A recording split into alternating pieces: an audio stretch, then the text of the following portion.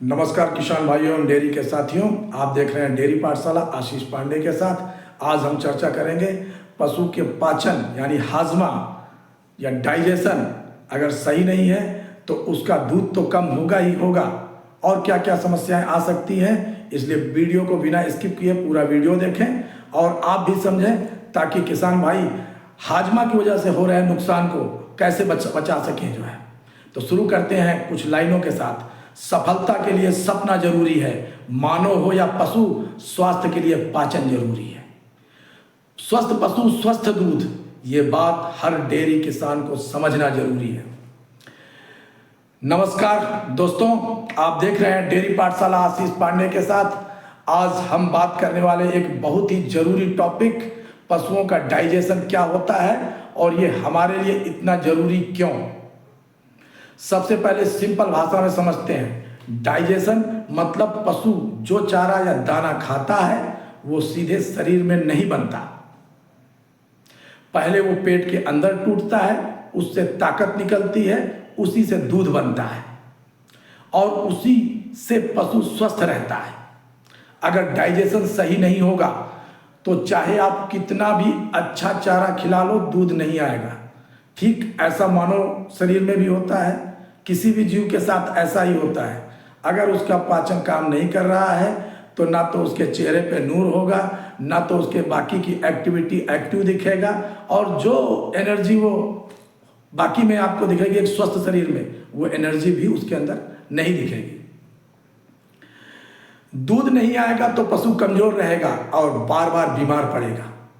अब बात करते हैं हमारे डेयरी के मेन पशु, गाय, भैंस, बकरी, भेड़। इनको हम जुगाली करने वाले पशु कहते हैं। गाय, बकरी, भेड़ और भैंस ये जुगाली करते हैं। इनका पेट इंसान के जैसा नहीं होता है। इनका पेट 4 हिस्सों में बटा होता है। एक पहला होता है रूमेन, जिसको रूमेन बोलते हैं। ये एक बड़ा टैंक जैसा होता है और यहाँ चारा इकट्ठा होता है। इसमें करोड़ों अच्छे बैक्टीरिया रहते हैं जो चारे को गलाना शुरू करते हैं। दूसरा होता है रेटिकुलम और ये भारी कणों को रोकता है और चारे को वापस मुंह में भेजता है।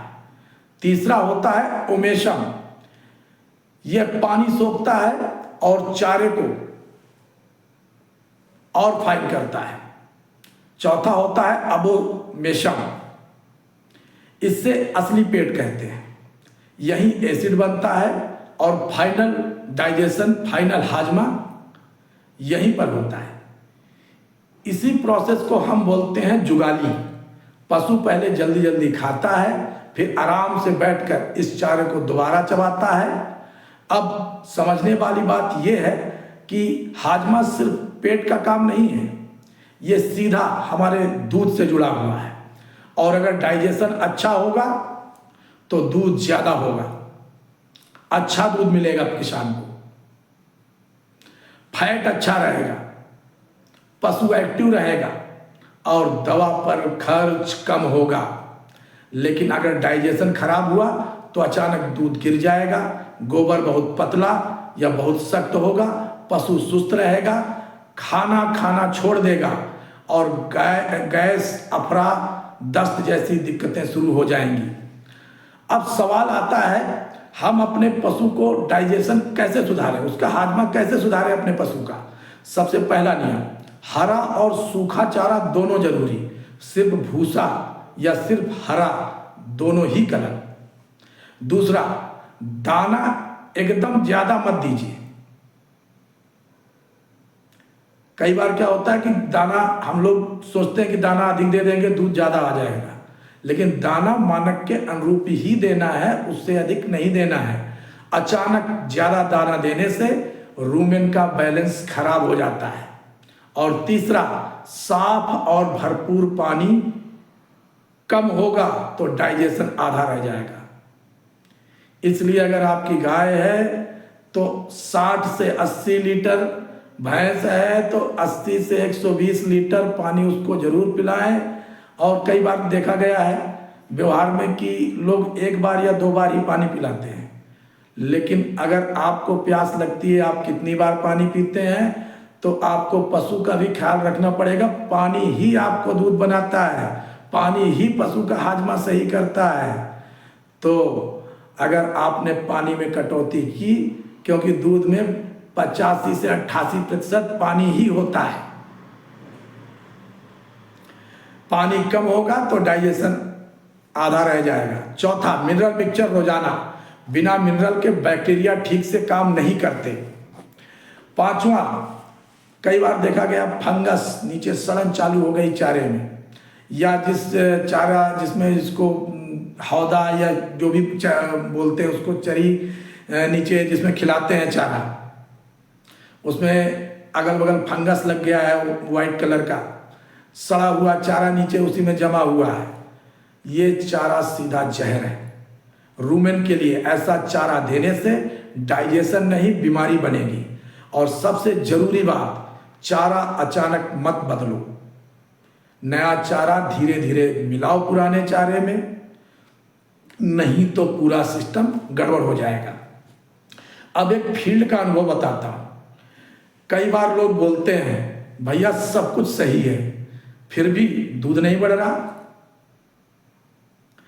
असल में समस्या पेट में होती है, डाइजेशन कमजोर होता है और हम ऊपर से इंजेक्शन, दवा, टॉनिक ढूंढते रहते हैं। जब तक पेट ठीक नहीं होगा तब तक कोई भी दवा काम नहीं करेगी।